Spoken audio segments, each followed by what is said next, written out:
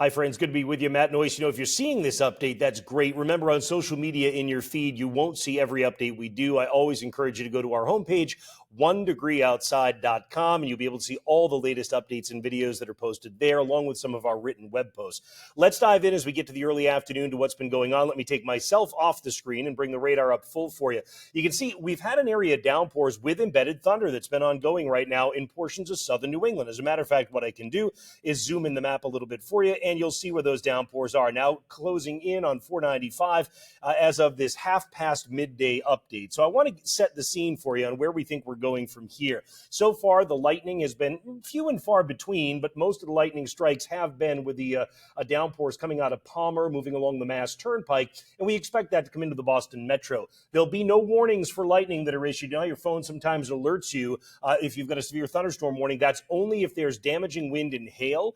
You don't get that for lightning. So remember, when thunder roars, go indoors. If you can hear the thunder, you're close enough for lightning to be a danger. Also, if you download our app, the Noyes 1 Degree Outside weather app, you can turn on weather notifications and you will get notified when there's lightning nearby. Then you don't have to worry about it one way or the other. I do want to point out the available thunderstorm energy in the atmosphere. This is basically taking into account the warmth and humidity. Interesting, isn't it, that the measurements are up over 1,000 joules per kilogram, which is just kind of a sciencey way to measure that. But when you get across portions of Grafton County, when you come up across Rutland and Addison County, and then make your way into northwest Vermont, and even across the border into southern Quebec, that energy is more than southern New England has right now. How come?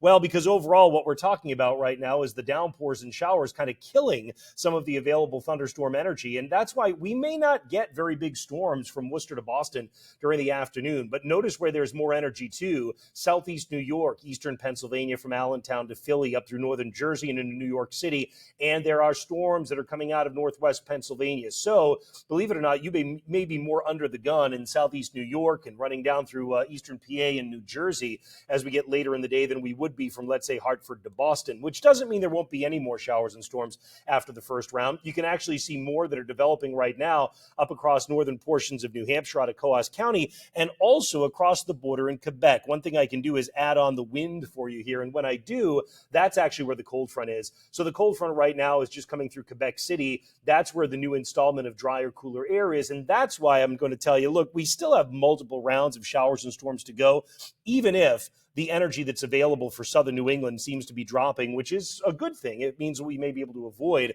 a little bit in the way of the stronger thunderstorm action.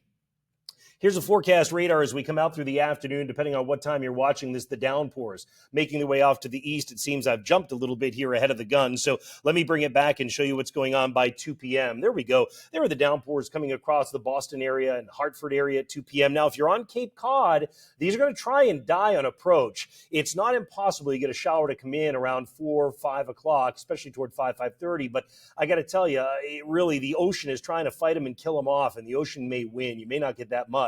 Notice also that the strength is actually greater for folks across portions of Maine, northern and central New Hampshire, and western Mass, the Berkshires. Then, of course, there's the show I told you about coming in across Scranton, coming in toward eastern PA, making its way into northern Jersey. So as we go out through 5 p.m., through 6 p.m., that's where most of the action tends to be, at least the way it looks right now, given the amount of energy that we have available for you.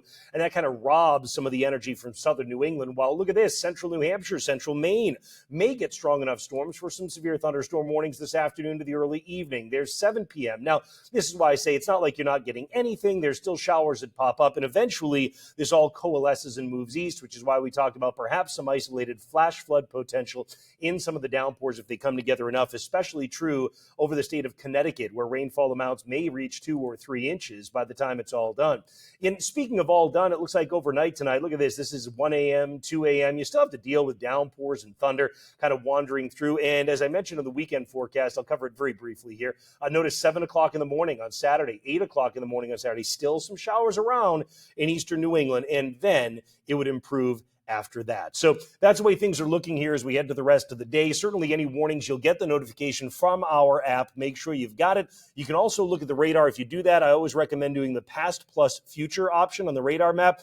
That will show you the past radar leading up to now and then what's happening over the next few hours. That usually is very, very accurate in the way that it updates. If there's anything real big to tell you about, certainly we'll come on with another update. Again, you'll find that at 1degreeoutside.com, but do expect some severe thunderstorm warnings in parts of New England today. It does right now, though, look like that would mostly be in central, northern, and western New England. And other than that, it's going to be for those of you that watch us across southeastern New York, eastern Pennsylvania, and New Jersey. That's how it looks for now. Remember the phrase, right? When thunder roars, go indoors. We'll look forward to seeing you again as needed later on.